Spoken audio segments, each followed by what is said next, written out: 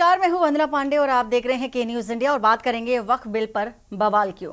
बड़ी खबर आपको बता देते हैं, वक्फ संशोधन बिल के खिलाफ संसद में नोटिस की खबर है। ये दिल्ली से आपको ये खबर बता रहे हैं, जहां पर कांग्रेस सपा का वक्फ संशोधन बिल को लेकर के विरोध प्रदर्शन जारी है। केसी वेणुगोपाल हिबी हिडन ने भी नोटिस दिया है। कांग्रेस सपा का ये संशोधन बिल को लेकर के विरोध प्रदर्शन भी देखा जा रहा है। राजधानी दिल्ली से आपको ये खबर बता रहे हैं। फिलहाल लगातार वक्फ बोर्ड को लेकर के जो संशोधन करने की बात सामने आ रही है, प्रधानमंत्री नरेंद्र मोदी संसद में बिल पेश करेंगे और 40 ऐसे बदलाव हैं जो कि देखे जा रहे हैं, जिसको लेकर के सपा और कांग्रेस में भी विरोध के सुर काफी तेज होते नजर आ रहे हैं। इसी के साथ ही साथ वक्फ बोर्ड बिल को लेकर के तमाम तरह के सवाल भी कांग्रेस की ओर से किए जा रहे हैं। फिलहाल ये खबर आपको बता रहे हैं इस वक्त की कि जो विरोध के सुर है वो काफी तेज हो गए हैं।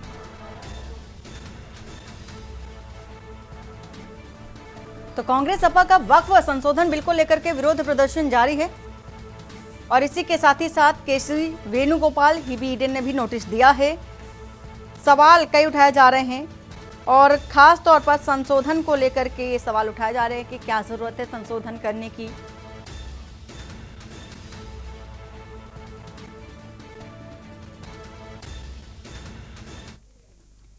और केंद्र सरकार वक्फ बोर्ड संशोधन बिल आज लोकसभा में पेश करने जा रही है। इसे लेकर के लोकसभा के बिजनेस एडवाइजर कमेटी में भी चर्चा हुई।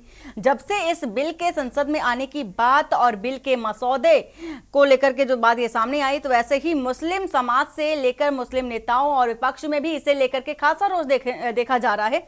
इसकी वजह से माना जा रहा है कि संशोधित बिल के जरिए सरकार वक्फ बोर्ड की ताकत व हैसियत काम करने जा रहा है। कहा जा रहा है कि इस बिल के जरिए सरकार देश के वक्फ बोर्ड्स की पूरी प्रक्रिया जवाबदेह व पारदर्शी बनाना चाहता है। और इसी के साथ ही हालांकि यह भी है कि all India Muslim personal law board ने इस बिल के मद्देनजर कहा है कि वह मौजूदा वक्फ कानून में किसी तरह का कोई बदलाव मंजूर नहीं करेगा।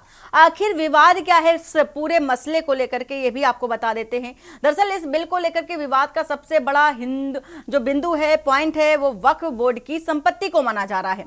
और देश में कुल 32 वक्फ बोर्ड है और इनके बीच तालमेल के लिए केंद्र सरकार के अल्पसंख्यक मामलों के मंत्रालय की ओर से सेंट्रल वक्फ काउंसिल बनाया गया। इसी के साथ ही ये वक्फ बोर्डों के कामकाज के मामलों में केंद्र सरकार को सलाह भी देती है। वर्ष 1995 में वक्फ एक्ट में बदलाव भी किया गया और हर राज्य और केंद्र शासित जितने भी प्रदेश में वक्फ बोर्ड बनाने की मंजूरी भी दी गई। देश के कुल वक्फ बोर्ड के पास फिलहाल बताया भी जा रहा है कि 8 लाख एकड़ की जमीन है। साल 2009 की अगर बात कर ले तो साल 2009 में भी यह संपत्ति 4 लाख एकड़ हुआ करती थी और इन जमीनों में ज्यादातर हिस्सों में मस्जिद, मदरसा और कब्रिस्तान है। दिसंबर 2022 तक वक्फ बोर्ड के पास कुल 8,65,644 अचल संपत्तियां थीं और अचल संपत्ति के लिहाज से देखा जाए तो वक्फ बोर्ड देश में रेल और सेना के बाद तीसरे सबसे बड़े जमीन के मालिक हैं।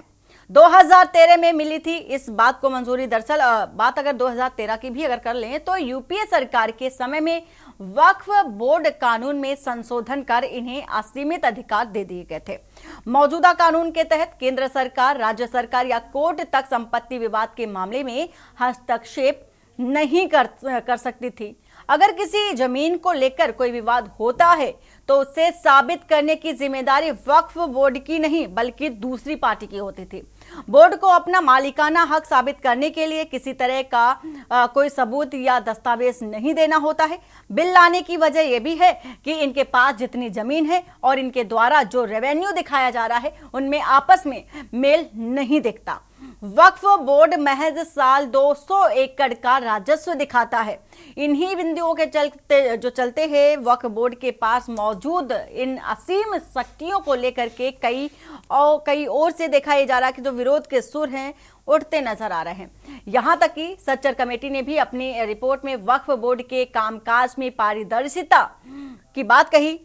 उल्लेखनीय भी है कि यूपीए सरकार में हुए बदलाव के बाद से आम मुस्लिम, गरीब मुस्लिम, महिलाएं, तलाकशुदा मुस्लिम महिलाओं के बच्चे, शिया व बोहरा जैसे समुदाय लंबे समय से मौजूदा कानून में बदलाव की मांग कर रहे थे और इन लोगों की दलील थी कि वक्फ में आज आम मुसलमानों के लिए कोई जगह नहीं है, सिर्फ रसूखदार लोगों की ही जगह मिलती है। ऐसा माना जा रहा है और ऐसा कहना है मुस्लिम महिलाओं का भी और अन्य लोगों का भी। वहीं अगर बात करें, वक्फ इस्लामी बंदोबस्त होता है। धर्म से जुड़े या धार्मिक मकसद के लिए दान की गई प्रॉपर्टी को वक्फ प्रॉपर्टी कहते हैं। वक्फ अरबी भाषा का एक शब्द है और इसका अर्थ है धर्मार्थ यानी कि चैरिटेबल ट्रस्ट। ये ट्रस्ट अपनी मिल्कियत वाली संपत्तियों से होने वाली आमदनी का इस्तेमाल धार्मिक कार्यों में करते हैं। देखते हैं रिपोर्ट।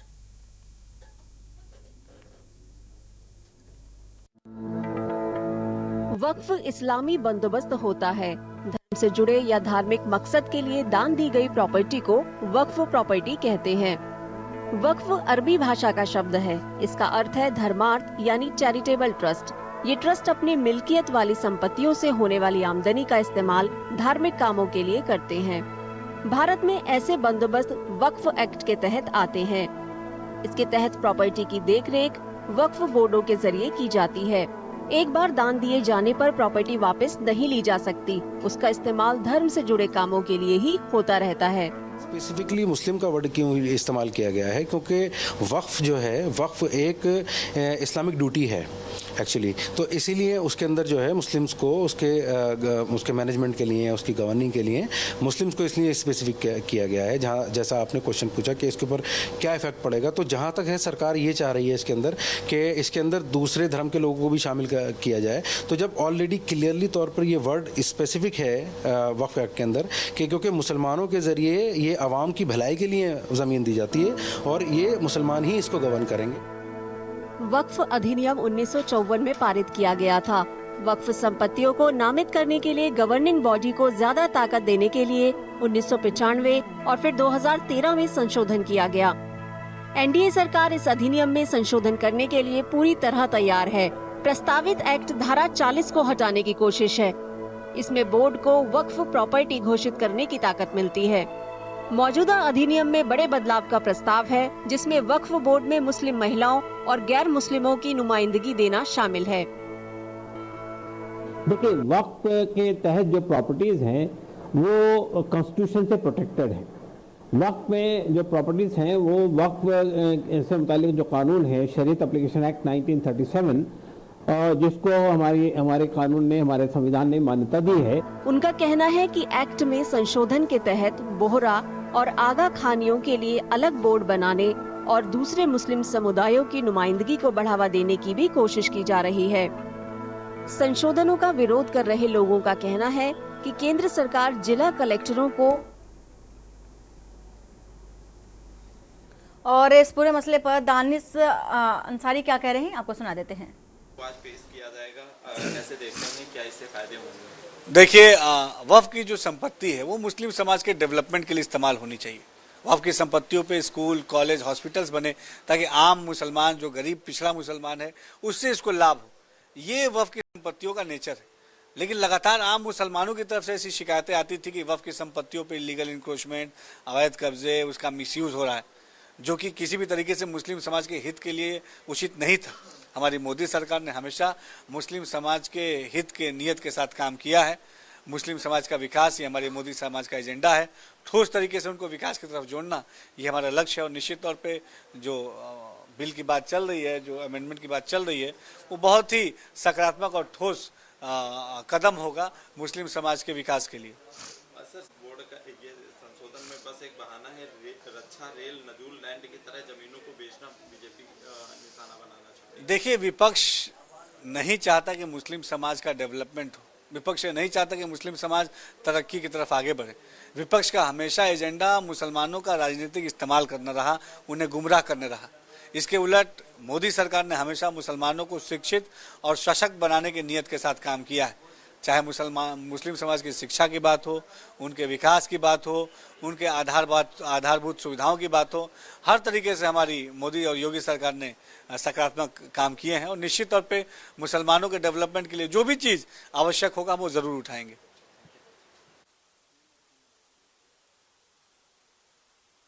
दानिश अंसारी को उन्होंने साफ तौर पर कहा कि जो बदलाव की बात है, जिस पर जो सियासी हलचल देखी जा रही है, वो सिर्फ विपक्ष एक माहौल बना रहा है, मुस्लिम समाज का विकास नहीं चाहता है। और इसी के साथ ही साथ जो केंद्र सरकार है, हमेशा से ही मुस्लिम महिलाओं के लिए अग्रसर रहा है, हमेशा विकास की बात करता रहा है, जिसको लेकर के संशोधन की बात की जा रही है।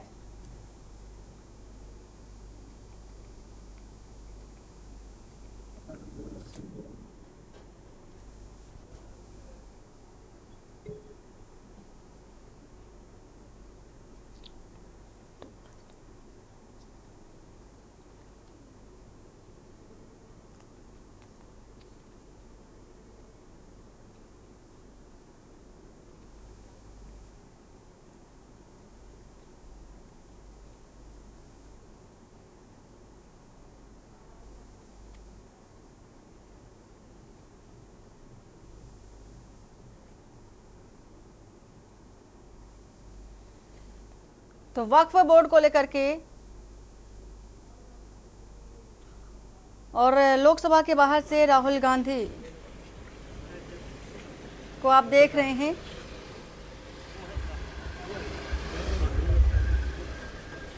तो संसद के बाहर की तस्वीरें आपको दिखा रहे हैं। राहुल गांधी को आप देख सकते हैं। और इसी तरह से वक्फ बोर्ड की अगर बात कर ले तो कांग्रेस की ओर से लगातार जो विरोध के सुर हैं वो देखने को मिल रहे थे। और अब चूंकि देखा जा रहा है बिल पेश होने की बात सामने आ रही है, कुछ ही देर बाद बिल भी पेश किया जाएगा। हालांकि इसको लेकर के जो भानु गुट है वो भी विरोध प्रदर्शन कर रहा है। विरोध के सुर भानु गुट के, यानी कि देखा जा रहा है जिस तरह से लगातार वक्फ बोर्ड की संपत्ति को लेकर के एक सवाल बना हुआ है, जिसको लेकर के बिल पेश होने की बात कही जा रही है। तो लगातार हर वर्ग के जो भी पुरोधा हैं वो भी विरोध करते नजर आ रहे हैं। भानु गुट की अगर बात कर लें तो वक्फ बोर्ड में बड़ा बदलाव जरूरी है, ऐसा कहना है भानु गुट का। बैनामा धारकों की स्वामित्व निजी भूमि पर भी फर्जी नोटिस भिजवाकर दावा कर भूमि को विवादित करता वक्फ बोर्ड है, ऐसा कहना है इस गुट का।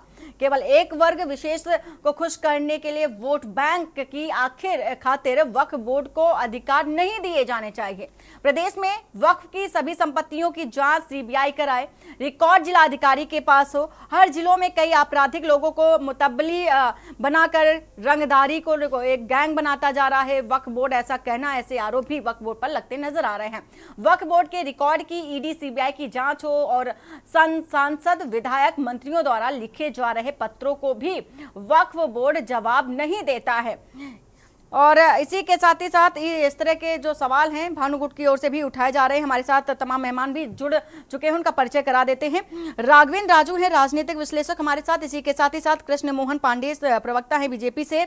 अली अख्तर वक्फ बोर्ड के जानकार हमारे साथ हैं। साथ ही साथ डीपी यादव प्रवक्ता समाजवादी पार्टी से हैं और बीडी नकवी पूर्व जज भी हैं। और इसी के साथ ही अल्लामा जमीर नकवी वरिष्ठ पत्रकार भी हमारे साथ जुड़ चुके हैं। आप सभी मेहमानों का बहुत बहुत स्वागत है। आप सभी से चर्चा करेंगे, लेकिन यहाँ वक्त हो चला एक छोटे से ब्रेक का। ब्रेक के बाद जल्द हाजिर होते हैं। आप देख रहे हैं के न्यूज, खबरों का सारथी।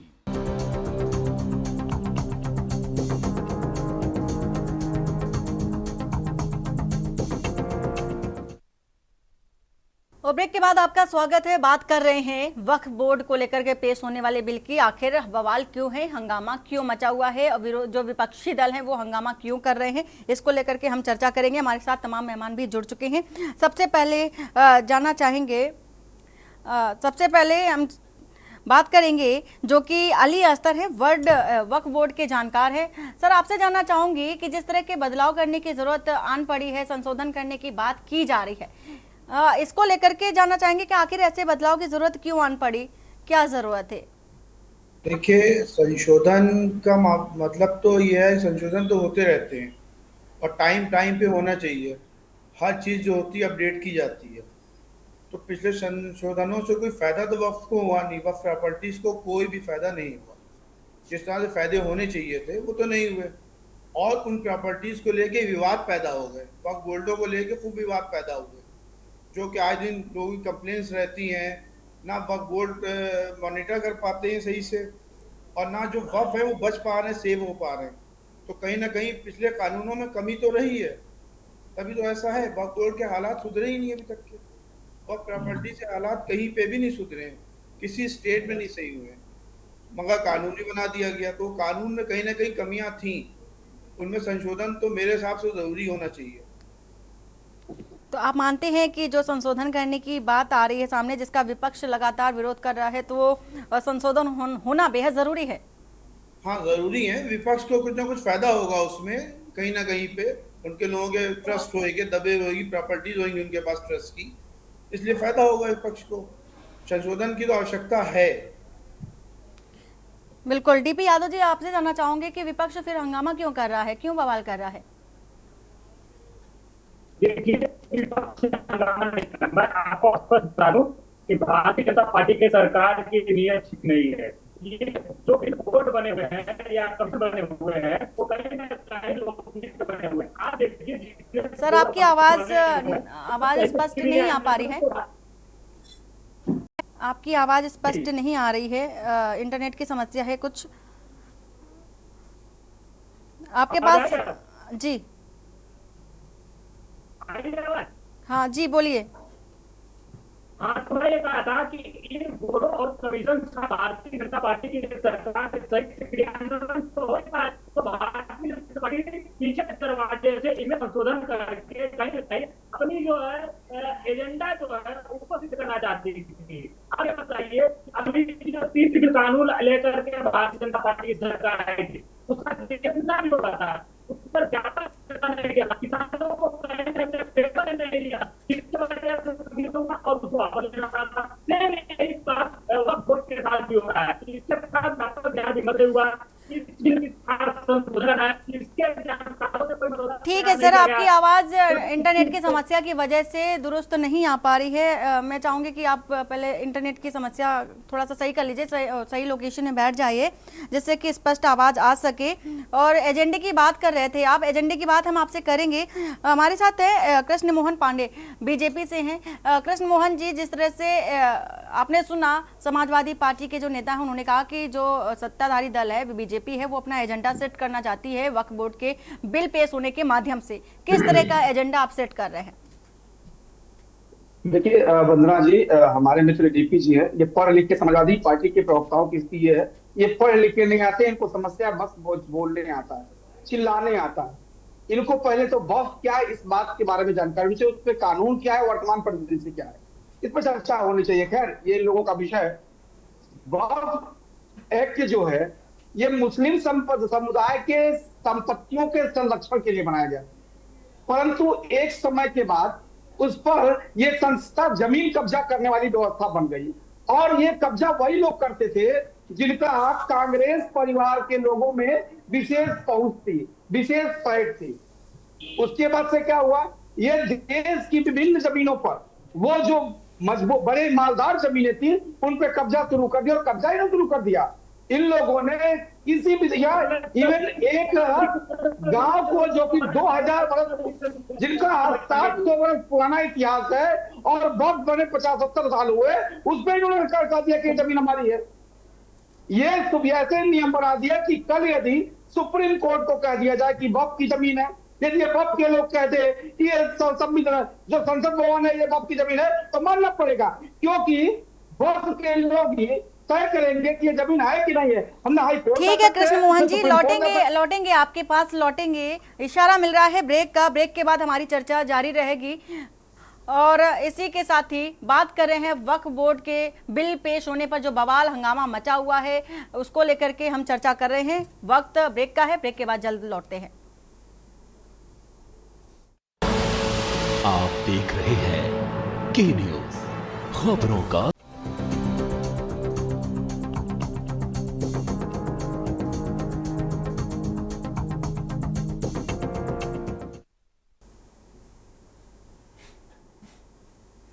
ब्रेक के बाद आपका स्वागत है। और मनसुख मांडविया क्या कर रहे हैं वो भी आपको सुना देते हैं।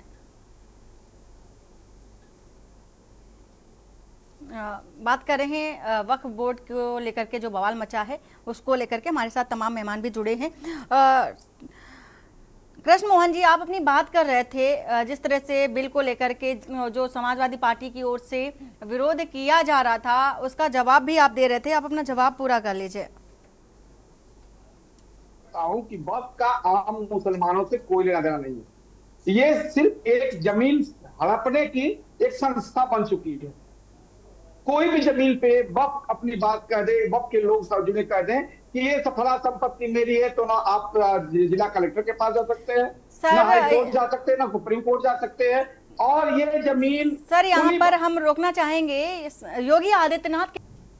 तो अभी आप सुन रहे थे सीएम योगी आदित्यनाथ को, और अब बात करते हैं वक्फ बोर्ड पर बवाल के बारे में, जो भी बिल पेश होना है। हमारे साथ तमाम मेहमान भी जुड़े हैं, सीधा उनका रुख कर लेते हैं।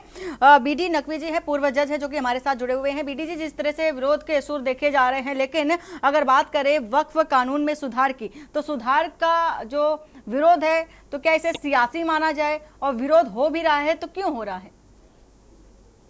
देखिए, ऐसा है कि वक्फ जो है वो एक डेडिकेशन है। जैसा कि सब जानते हैं, वक्त दो तरह का होता है, वक्फ अल औलाद और वक्फ अल खैर। तो बेसिकली चैरिटी का मकसद होता है वक्फ का। जो लोग अपनी प्रॉपर्टी को वक्फ करते हैं, डेडिकेट करते हैं, उनका मकसद ये होता है वो प्रॉपर्टी ट्रांसफर ना हो, उनकी औलाद को भी उस प्रॉपर्टी को ट्रांसफर करने का हक नहीं होता है। अब ये आता हूँ कि वक्फ में जो बात कर रही है गवर्नमेंट, उसकी नीयत इसलिए मुझे सही नहीं मालूम होती क्योंकि मैनेजमेंट में होना चाहिए। मैनेजमेंट जो हो रहा है वक्फ का, अगर कोई एतराज है, उसमें करप्शन है, गड़बड़ है, ये बात सही है कि गड़बड़ है, लेकिन उसके रूल्स बनने चाहिए कि वक्फ बोर्ड में जो फंक्शनिंग है उसकी रखरखाव ट्रांसपेरेंसी कैसे होनी चाहिए। जहां तक ये बात आ रही है कि साहब उसके अंदर कुछ 2 वीमेन भी मेंबर रखी जाएं, नॉन मुस्लिम्स को भी इंटर कराया जाए, तो ये जो सारी चीजें हैं, मुस्लिम लॉ, पर्सनल लॉ को हमारा कॉन्स्टिट्यूशन, हमारा संविधान प्रोटेक्ट करता है और हर मिनोरिटी ग्रुप को यह हक देता है कि वो पर्सनल लॉ लागू हो। वक्फ बोर्ड पर्सनल लॉ से रेगुलेट होता है, इंडियन लॉ से नहीं होता, पर्सनल लॉ से होता है, प्रोटेक्टेड है। उसके अंदर जो वाकिफ के राइट हैं, जो वक्फ डीड होती है, उसके ऑब्जेक्टिव्स हैं। अगर उसके ऑब्जेक्टिव्स के अंदर प्रॉब्लम आ रही है, अगर उसके ऑब्जेक्टिव्स पूरे नहीं हो रहे हैं, तो गवर्नमेंट को ऐसा वक्फ बोर्ड पर एक ओम्बड्समैन बिठा देना चाहिए, एक आर्बिट्रेशन सरकारी रेगुलेटरी अथॉरिटी बननी चाहिए। उसके अंदर कोई बुराई नहीं है। ट्रांसपेरेंसी की जहाँ तक बात है, जहाँ तक नियत की बात है, यहाँ हमारे लखनऊ के अंदर अकबर नगर ढा दिया गया जिसमें 80% मुस्लिम थे, और पंतनगर पर जब मामला आया तो उस वक्त बुलडोजर सहम गया, डर गया, बच्चों की चीखों की आवाज से, औरतों की आवाज से डर गया। ये कितना बड़ा डबल स्टैंडर्ड है, क्यों नहीं गया है पंतनगर? तो जो नियत जो है उसमें लोगों का ट्रस्ट नहीं है इस सरकार का कि जो सरकार ये करेगी कुछ अच्छा करेगी। हम चाहते हैं अच्छा हो, हम चाहते हैं, हमें अच्छा लगा पंतनगर की बच्चों की आवाज सुनी गई, हमें अच्छा लगा, मानवता की आवाज सुनी गई, हमें अच्छा लगा। अगर मानवता की बात होगी, अगर सिस्टम को अच्छे करने की बात होगी, अगर मिनोरिटीज के रिफॉर्म की बात होगी, तो हम उसके साथ खड़े हैं, हम कहीं अपोज नहीं करेंगे। अगर बात कर रहे हैं संशोधन की जो हो रहे हैं, तो अगर ये संशोधन कोई पहली दफा तो नहीं है जो आज होने जा रहा है। ये संशोधन 1995 में, 1991 में भी, 53 में भी ऐसे कई बार ऐसे संशोधन हुए हैं। आपसे बात करेंगे, चर्चा करेंगे आगे। बीजेपी नेता जो तरुण चुग क्या कह रहे हैं, इनको सुन लेते हैं। जेल मंत्री, गृह मंत्री सैर सपाटे में बिजी है और पंजाब की जनता गैंगस्टर्स के हवाले करती है। सर, एक आखिरी सवाल, जिस तरीके से बांग्लादेश में परिस्थिति निर्माण हुई है, उसके बाद जो कांग्रेस के नेताओं को बयान आया, पहले पूर्व विदेश मंत्री सलमान खुर्शीद और अब मणिशंकर अय्यर का बयान, कैसे? दुर्भाग्यपूर्ण बयान है, बेशरम, बेफुकाना एवं मानसिक दिवालियापन प्रदर्शित करने वाला बयान है। बांग्लादेश में हिंदुओं, सिखों पर अत्याचार हो रहे, हिंसा हो रही है, लूटमार हो रही है, बलात्कार हो रहे हैं, मंदिर तोड़े जा रहे हैं, भगवान की मूर्तियां ध्वस्त की जा रही हैं। कांग्रेसी इस पर तालियां बजा रहे हैं, खुशी प्रकट कर रहे हैं। ये क्या हो रहा है? ये खुशी क्या बता रही है? हिंदुओं पर बर्बरता, अत्याचार और आपकी रहस्य में चुप्पी और जख्मों पर मरहम लगाने के बजाय ये कहा जा रहा है कि देश के अंदर, भारत के अंदर अराजकता फैल सकती है। ये कांग्रेस की सत्ता लिप्सा की भूख देश को अराजकता फैलाने का समर्थन कर रही है, दुर्भाग्यपूर्ण है। ये सोच ही दुर्भाग्यपूर्ण है। और आप सुन रहे थे तरुण को, जिन्होंने कई बड़ी बातें की, साथ में ही विपक्ष पर निशाना भी साधा। हमारे साथ तमाम मेहमान भी जुड़े हुए हैं, इनका रुख करेंगे, लेकिन यहाँ वक्त हो चला है एक छोटे से ब्रेक का। ब्रेक के बाद जल्द लौटते हैं। आप देख रहे हैं के न्यूज, खबरों का सारथी।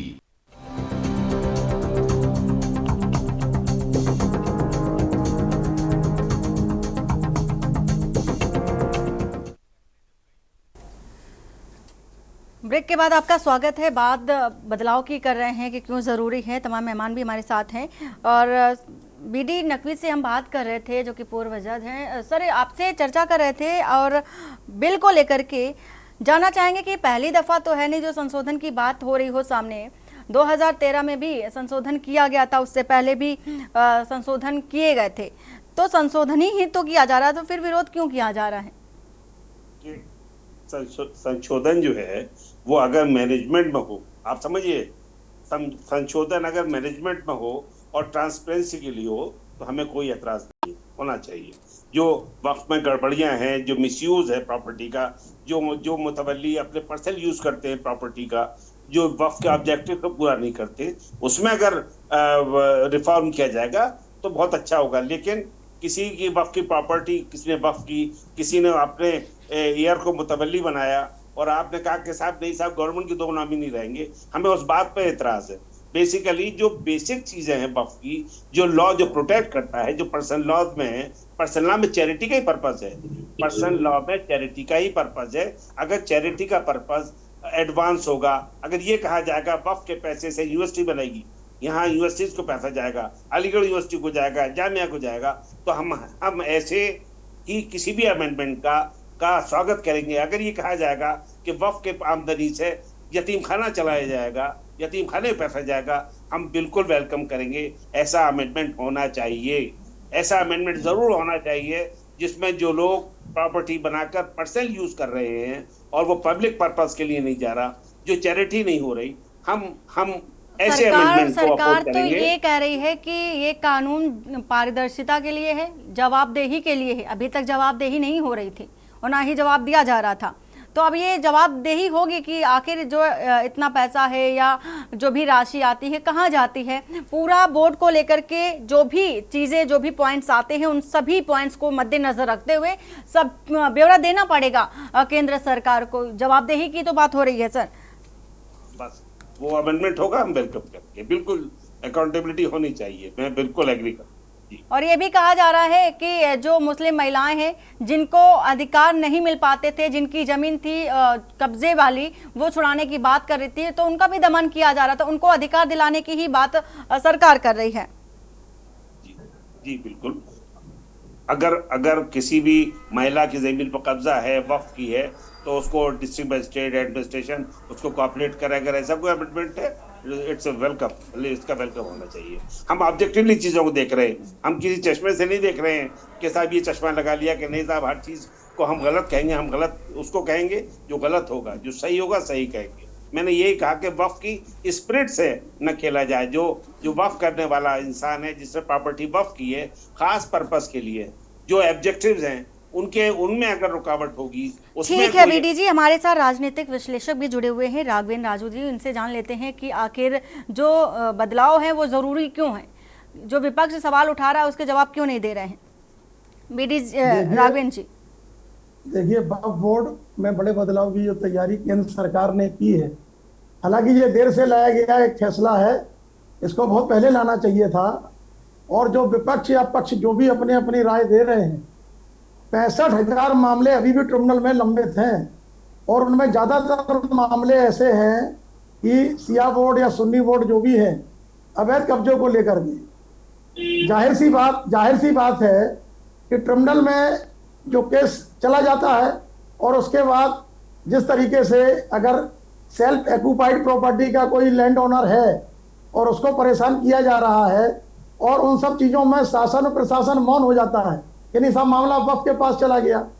कहने का तात्पर्य यह है कि वक्फ संपत्तियों में जो अनियमितताओं को दूर करना चाहती है केंद्र सरकार। अभी हमारे अल्पसंख्यक मंत्री उत्तर प्रदेश के दानिश अली जी बोल रहे थे और मुख्तार अकबर नकवी साहब ने भी ये बात कही। कहने का तात्पर्य सिर्फ ये है कि अगर कोई की सेल्फ एक्यूपाइड प्रॉपर्टी है, कोई बेनामा धारक है, निजी बेनामा धारक है, और ये मैं आपके जहां चैनल आपका कानपुर में, इसी कानपुर मंडल की ही घटना बता देता हूं कि फरकाबाद में आप तय नहीं कर सकते कि भाई किस बोर्ड का कौन सा मुतवल्ली है। कोई भी आदमी किसी भी जमीन को लेकर के, तो जो सेक्शन 9 में और सेक्शन 14 में बदलाव और संरचना में राज्य सरकार के निहित जो चीजें माननीय योगी सरकार भी लाना चाहती है, पारदर्शिता, वो चाहती है कि 9 और 14 में थोड़े से बदलाव होने चाहिए। क्योंकि आप अगर जिलाधिकारी लेटर लिख रहा है और जिलाधिकारी के लेटर का जवाब मुख्तार पालक दे नहीं पाते, और इसके बाद नगर मजिस्ट्रेट कार्यालय, जिला संघीय कार्यालय ये जो लेटर लिख करके भेजते हैं, आप देख लीजिएगा ये बोर्ड के कार्यालय में जाने के बाद वहां पर कोई भी इनका पत्राचार का सही उत्तर नहीं देता।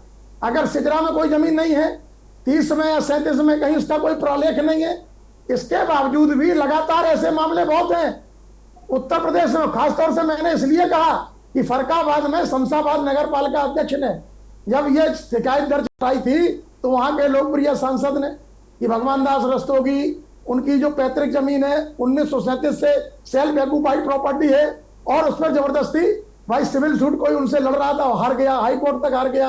इसके बावजूद भी जब ट्रिब्यूनल में गए तो ट्रिब्यूनल में भी वो व्यक्ति हार गया। भाई जब सेल एक्यूपाइड प्रॉपर्टी क्या उसका प्रूफ दोगे? तो पुराने सारे खसरा खतौनी सब चेक किया गया। तो एक प्रकरण ये मैं उदाहरण के तौर पर दे रहा हूं, ऐसे हजारों प्रकरण हो सकते हैं उत्तर प्रदेश में। तो मेरा कहने का तात्पर्य यह है कि भारतीय किसान यूनियन भानु ने जिलाधिकारी कार्यालय को घेरा था फरकाबाद में, और उन्होंने जिलाधिकारी से कहा था कि ये सब क्या हो रहा है। जब कार्रवाई अगर मान लीजिए शासन स्तर से हो रही है, नगर मजिस्ट्रेट और जिलाधिकारी ही कार्रवाई कर रहा है, और सेल एक्यूपाइड प्रॉपर्टी को अगर ये बोर्ड के लोग बिल्कुल राजू जी, मैं आपको रोकना चाहूंगी। राशिद फिरंगी महली के जो कि वक्फ बोर्ड के अध्यक्ष हैं, क्या कह रहे हैं सुना देते हैं। बात आप लोग चलाएंगे, नुकसान अभी जो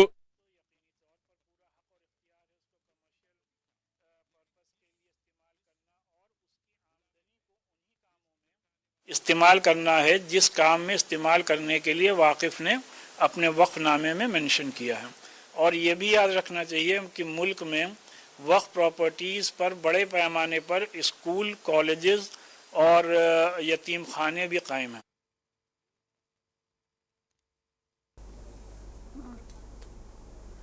और अफजाल अंसारी भी कुछ कह रहे हैं, जरा उनको भी सुन लेते हैं।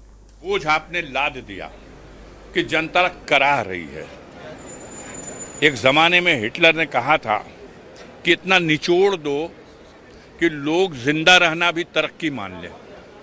उसी रास्ते पे ये चल रहे हैं। ये भारतीय जनता पार्टी नहीं रह गई है।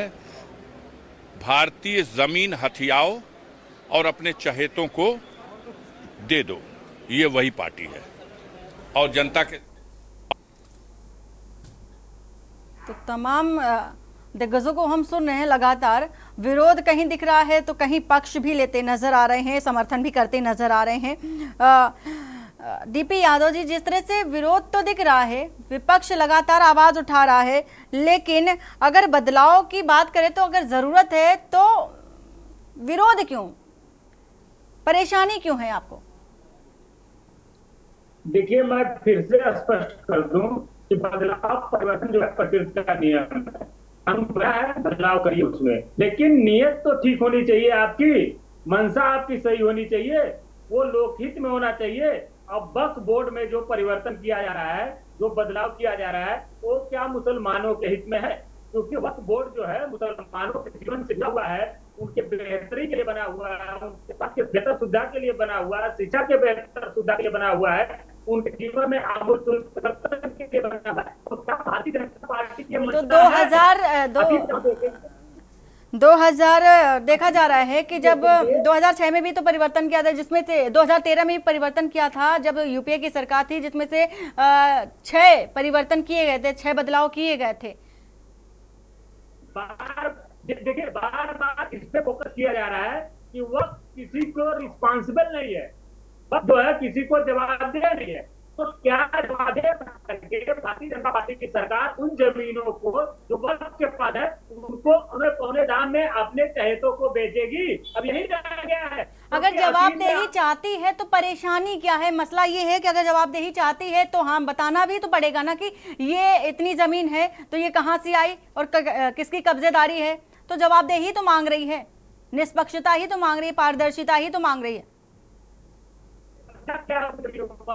समस्या क्या है?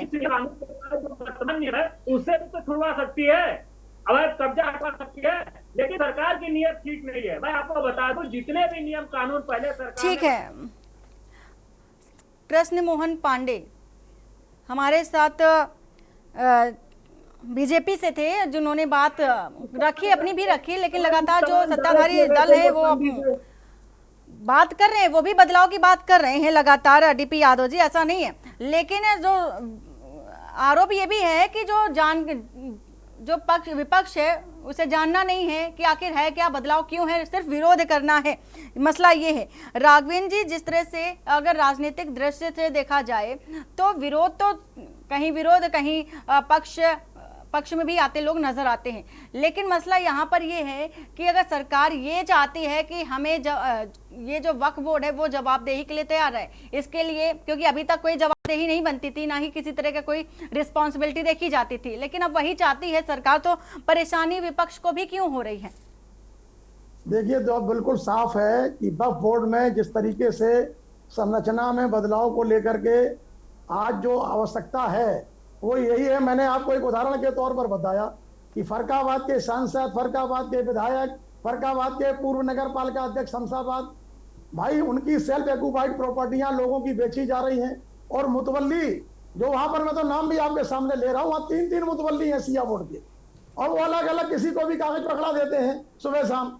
ऑन रिकॉर्ड पूछा जाए जिलाधिकारी कार्यालय से, नगर मजिस्ट्रेट कार्यालय से, वो बता नहीं पाएंगे मुतवल्ली है कौन। और जब पूछा जाता है कि भाई फलानी तारीख में आपका मुतवल्ली है कौन, तो सिया बोर्ड भी कहेगा कि नहीं साहब अभी हम जानकारी देने में असमर्थ हैं, और वही पत्र दे देता है सिविल जज सीनियर डिवीजन के यहाँ, वही व्यक्ति गलत शपथ पत्र दे देता है ट्रिब्यूनल में। जब ट्रिब्यूनल जैसे व्यक्तित्व में, सिविल जैसे व्यक्तित्व में, और जैसे ही संस्था है हाई कोर्ट में अगर गलत शपथ पत्र दिए जा रहे हैं और किसी सेल्फ एक्यूपाइड प्रॉपर्टी में किसी भी व्यक्ति को अगर परेशान किया जा रहा है, तो इस लोकतंत्र में हर व्यक्ति को अपनी बात कहने का अधिकार है। 1995 के बाद 2013 में मैं समझता हूं जो बदलाव हुए थे उसमें बहुत सारी पावर्स बोर्ड को दे दी गई थी, लेकिन इस पावर का ये मतलब नहीं है, जो अभी हमारे प्रवक्ता ने कहा भी था भाजपा ने, कि आप किसी भी चीज को लिख दोगे कि भाई कानपुर रेलवे स्टेशन वक्त की प्रॉपर्टी हो गई, हाई कोर्ट वक्त की प्रॉपर्टी हो गई, किसी भी जगह और जमीन को आप विधानसभा लखनऊ वक्त की प्रॉपर्टी का नोटिस भेज दो। तो ये तमाम जो तर्क वितर्क चल रहे हैं, पारदर्शिता होनी चाहिए, और सारी जमीनों का सत्यापन जो दावा करते हैं, जो अभी आपने कहा, हमारे जज साहब कह रहे थे कि भाई उसमें प्रॉपर्टी डीड है या नहीं है, सुप्रीम कोर्ट ने भी कहा था कि भाई प्रॉपर्टी डीड तब से है या नहीं है, अलल उल्लाद है या नहीं है। आप किसी भी जमीन को, जो बैनामा धारक जमीनें हैं, देश में सर्वाधिक लड़ाई इसी में चल रही है। यहाँ दिल्ली में भी 2013 के बाद हाई कोर्ट ने संज्ञान लिया, 123 ऐसी संपत्तियों की जांच का आदेश दिया हाई कोर्ट ने, कि जिनमें यह कहा गया, और जो 65,000 मुकदमे उत्तर प्रदेश ट्रिब्यूनल में लंबित हैं, ये क्यों लंबित हैं, क्यों लंबित करेंगे? तो इसके लिए भी कुछ ना कुछ ऐसी रास्ता बननी चाहिए। और इसमें एक चीज और है वंदना जी, कि इसमें अगर वकालत कोई कर रहा है वकील, अगर मान लीजिए काबिल वकील है, तो वहां पर कोई राम जेठमलानी जैसे स्वर्गीय जो है कोई वकील, ठीक है, रोकना चाहेंगे। आप सभी का बहुत बहुत शुक्रिया अपनी अपनी जानकारी जो है वो साझा करने के लिए और हमारे साथ जुड़ने के लिए। इसी बीच बड़ी खबर आ रही है, बड़ी खबर के बारे में आपको बता देते हैं। वक्फ बोर्ड को लेकर के जो बिल है उसको लेकर के बड़ी खबर आपको बता रहे हैं इस वक्त की। वक्फ बोर्ड संशोधन बिल पर बड़ी खबर, ये इस वक्त की आपको बड़ी खबर बता रहे हैं। बिल को लेकर के एनडीए में दुविधा है, सूत्रों के हवाले से फिलहाल ये खबर आपको बता रहे हैं। बिल को लेकर के चिराग के मन में दुविधा है, ऐसी खबर निकल कर आ रही है सूत्रों के हवाले से। फिलहाल आपको ये खबर बता रहे हैं, वक्फ बोर्ड संशोधन बिल पर यह बड़ी खबर। तो एनडीए के अंदर ही दुविधाएं नजर आने लगी हैं, चिराग पासवान के अंदर दुविधा है। फिलहाल ये खबर जो है वो सूत्रों के हवाले से दे रहे हैं।